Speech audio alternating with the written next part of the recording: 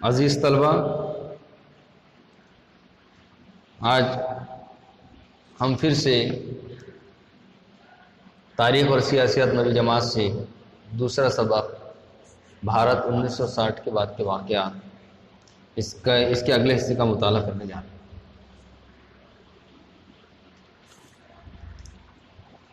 1991 کے بعد کی تبدیلیاں نہ صرف بھارت بلکہ ساری دنیا کی تاریخ میں 1991 کا سال اہم تبدیلیوں کا سال ثابت ہوا۔ کیا وہ تبدیلیاں کیا تھیں؟ سوویت یونین کا شیرازہ منتشر ہو گیا، یعنی جو دوسری عالمی جنگ تھی، اس کی دوسری عالمی کی جنگ کے بعد میں جو دو طاقتیں ابھر کر سامنے آئی تھی، اس میں ایک امریکہ، دوسرے روس۔ تو روس کے جو حامی ممالک تھے جنہیں سوویت یونین کہا جاتا، ان کا شیرازہ منتشر ہو گیا۔ دنیا میں جاری جو سرد جنگ تھی اس کا خاتمہ ہو گیا۔ بھارت میں پی وی نرسمہا راؤ کی قیادت میں سرکار نے ملکی معیشت میں کئی تبدیلیاں کی، ساتھ ہی ساتھ کچھ شرپسند لوگوں نے وہ جو ایودھیا رام جنم بھومی جس کو کہا جاتا، بابری مسجد، اس تنازع کو لے کر ماحول کو خراب کرنے کی کوشش کی، گویا اس تنازع نے شدت اختیار کر لی۔ 1996 سے 1999 تک کے عرصے میں لوک سبھا میں کسی بھی واحد سیاسی جماعت کو اکثریت حاصل نہیں ہو پائی۔ اس لیے اس عرصے میں کئی وزیر اعظم اقتدار میں ہیں، جن میں اٹل بہاری واجپئی، ایچ ڈی دیوے گوڑا، اندر کمار گجرال شامل ہیں۔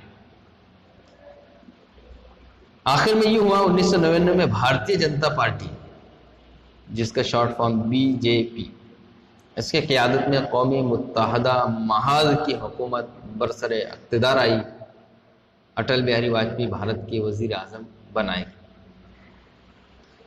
انہوں نے کوشش کی کہ بات چیت کے ذریعے پاکستان کے ساتھ تعلقات بہتر بنا سکے، لیکن ان کی یہ کوشش کامیاب نہیں ہو سکی۔ 1999 میں بھارت نے مزید کئی جوہری تجربات کی اور جوہری قوت کا حامل ملک ہونے کا گویا اعلان بھی کر دیا۔ 1999 میں بھارت اور پاکستان کے درمیان کشمیر کے تنازع پر کارگل علاقے میں جنگ ہوئی، کارگل جنگ جسے کہا جاتا ہے۔ اس جنگ میں بھی بھارت نے پاکستان کو شکست دی۔ بھارتی معیشت کی جدید کاری، معاشی خود کفالت اور سماجی انصاف کے ساتھ ساتھ سماجواد پر مبنی سماج کی تشکیل، آزادی کے بعد سے بھارتی معیشت کی خصوصیات رہی۔ بھارت کو صنعت سازی کے ذریعے جدید کاری اور خود کفالت حاصل کرنا تھی، منصوبہ بندی کے ذریعے سماجی انصاف پر مبنی معیشت وجود میں لانا تھی۔ اس لیے منصوبہ بند کمیشن تشکیل دیا گیا اور 5 سالہ منصوبہ بندی کا آغاز کیا۔ 1991 میں نرسمہا راؤ حکومت نے معاشی اصلاحات کا آغاز کیا۔ ان معاشی اصلاحات کو معاشی توسیع کاری، لبرلائزیشن کہا جاتا ہے۔ بھارت کی معیشت کو ان اصلاحات کی وجہ سے ترقی حاصل ہوئی۔ بھارت میں غیر ملکی سرمایہ کاری میں اضافہ ہوا۔ صنعت اور سائنسی شعبے کے ماہر بھارتیوں نے ملکی معیشت کی بہتری میں معاونت کی۔ اطلاعاتی ٹیکنالوجی کے شعبے سے متعلق صنعتوں نے روزگار کے نئے مواقع فراہم کیے۔ 1991 کے بعد ہونے والی ان تبدیلیوں کا ذکر عالم کاری، گلوبلائزیشن کے طور پر بھی کیا جائے۔ اگلا ٹاپک سائنس اور ٹیکنالوجی۔ بھارت نے خود کفالت کی جو مساعی کی، جو کوشش کی، ان میں 2 نہایت اہم واقعات کا شمار ہوتا ہے۔ ایک 1965 میں شروع ہونے والے سبز انقلاب کی بانی ڈاکٹر MS سوامی ناتھن۔ انہوں نے سائنسی آلات کے استعمال کے ذریعے اناج کی پیداوار میں اضافہ کروایا۔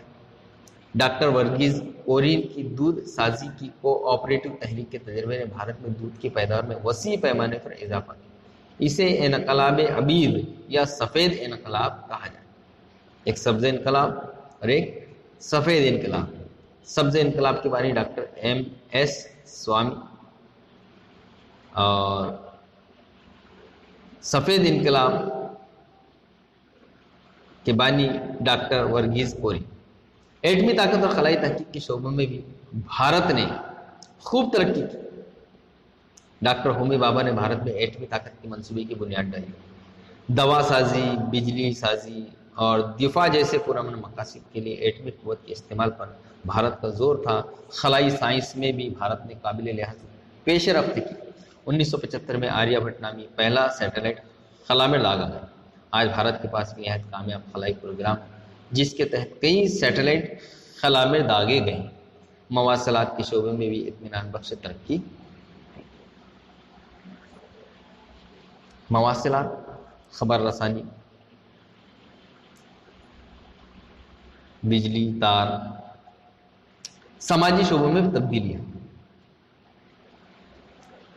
اسی دوران بھارت میں سماجی شعبوں میں کئی تبدیلیاں رونما ہوئی۔ ان میں کچھ تبدیلیاں خواتین کو خود کفیل بنانے سے متعلق ہیں تو کچھ محروم طبقات کی ترقی کے لیے تسلیم کی گئی حکمت عملیوں سے متعلق۔ محروم طبقات وہ لوگ جو آزادی سے پہلے بھی بھارت میں ستائے گئے اور بعد میں بھی جو ہے تو گویا بعد میں ان پر جو ہے جو ان کا استحصال کیا گیا تھا وہ استحصال نہ ہو اور عدم مساوات ختم ہو کے مساوات حاصل ہو جائے سماج کے اندر، تو اس کے لیے بھی بہت سے منصوبے اور حکمت عملیوں کو عمل میں لایا گیا۔ ملک میں بچوں اور خواتین کی ہمہ جہت ترقی کو رواج دینے کے لیے 1985 میں وزارت انسانی وسائل کے تحت محکمہ ترقی برائے خواتین و اطفال قائم کیا۔ خواتین کو سماجی انصاف کی ضمانت اور منصوبوں پر عمل آوری میں معاونت کے لیے قانون سازی کی، جن میں امتناع جہیز قانون، مساوی تنخواہ قانون وغیرہ شامل ہیں۔ انہیں جہیز کے نام پر جو عورتوں کا استحصال کیا جاتا ہے، ظلم زیادتی کی جاتی ہے، اس کا بھی قانون بنایا گیا ہے۔ مساوی تنخواہ، جیسے مرد اگر کام کر رہا ہے تو جو تنخواہ مرد کو دی جا رہی ہے، اگر اسی جگہ پر عورت کام کرے تو اس کو بھی اتنی تنخواہ دی جائے۔ 73ویں اور 74ویں دستور ترمیم کے ذریعے مقامی انتظامی اداروں میں خواتین کے لیے نشستیں محفوظ کی گئی۔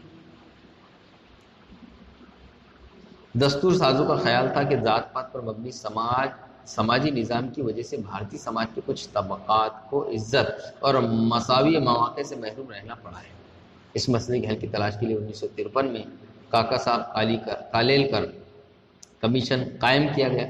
1978 میں BP منڈل کی صدارت میں پسماندہ طبقات کے مسائل پر غور و خوض کرنے کے لیے مزید ایک کمیشن نامزد کیا گیا۔ پسماندہ طبقات جو اپنے حقوق سے محروم ہیں، مختلف خدمات اور اداروں میں پسماندہ طبقات کو مناسب نمائندگی فراہم کرنے کی غرض سے تحفظات کی حکمت عملی اختیار کی گئی۔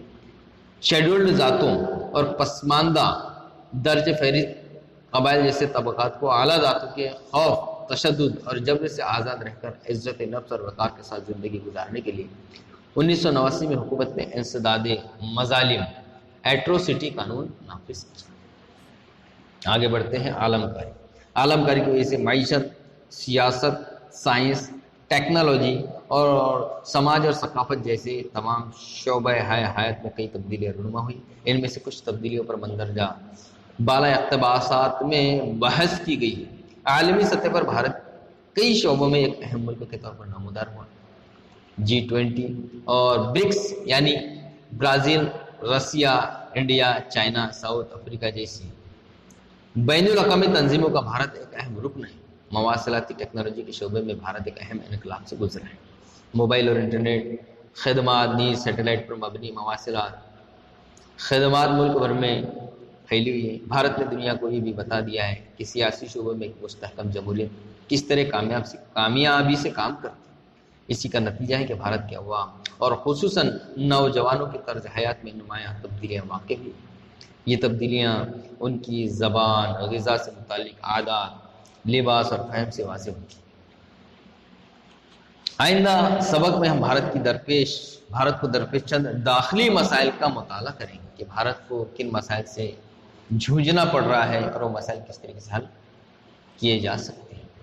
عزیز طلبہ، امید ہے آپ کو ہماری یہ کوشش اور کاوش پسند آئی ہوگی۔